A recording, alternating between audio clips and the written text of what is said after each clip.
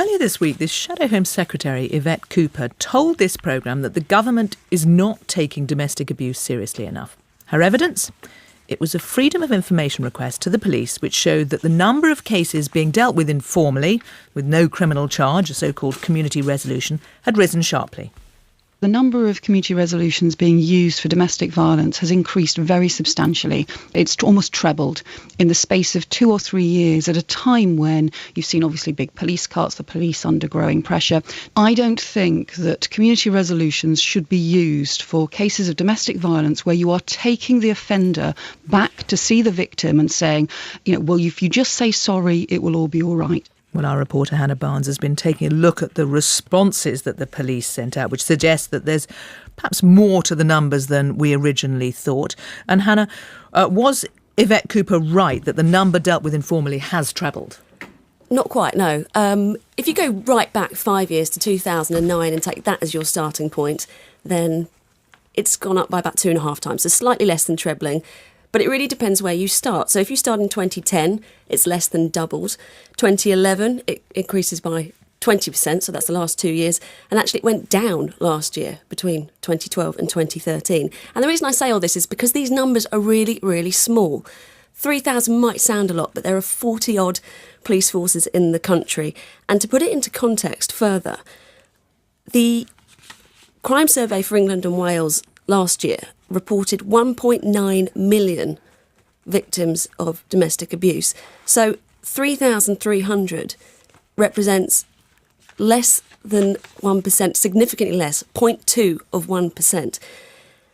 And that's important because Yvette Cooper was making the point on Monday that this was in breach of the guidelines given to the police that say you really shouldn't use quite a soft measure, really, when dealing with these cases. And she's right. The ACPO guidelines do say that. But they do say they advise against it in the vast majority of cases. And it is. The vast majority of cases are not being dealt with in this way. Now, you've been speaking to somebody about this. I have, yeah. I've been talking to Thangam Debbonaire. She's the research manager for Respect, and that's an organisation that works with domestic violence perpetrators.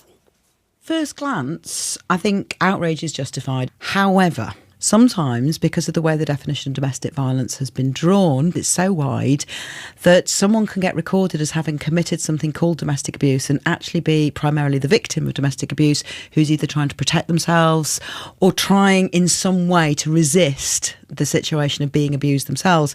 And that's a problem, because when a police officer arrives at the scene and there's a definition of domestic abuse which says any incident of domestic abuse, any incident of violence, etc., and they're faced with someone who they can see clearly is the victim, I want them to be able to exercise discretion. If, however, we're using informal community resolution for someone who is a perpetrator of domestic violence, who's committing a pattern of coercive, controlling behaviour that's causing fear or injury to their partner or their children, it's completely inappropriate to undermine the criminal justice system. Trouble with these figures is we don't actually know. Well, we don't know, but we do have a lot of information from the responses given by the police, and it's immediately apparent that they've interpreted this question very differently. Durham, for example, have used the numbers of all types of restorative justice, and they point out that that can be handed out in conjunction with a charge. So it's not that offenders are getting off lightly. Norfolk say they have given a number of recorded crimes where there is a believed domestic indicator, again, really widely interpreted. And there are also incidents where the non-crimes, things like shouting, so you couldn't possibly give somebody a charge for that.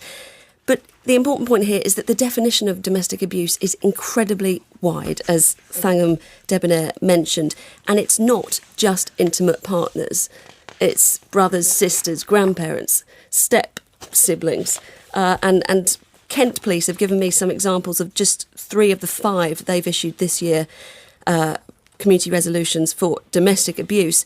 A woman damaging the front door of an ex-boyfriend's property, a son taking money from his mother's bank account without permission, and a boy who stole his sister's laptop. Now, you have put what you found to Labour. What did they say? Well, they're sticking by their interpretation of the figures, and they say it's hard to see how the number of community resolutions going up is consistent with the ACPO guidelines. Hannah Barnes, thank you very much.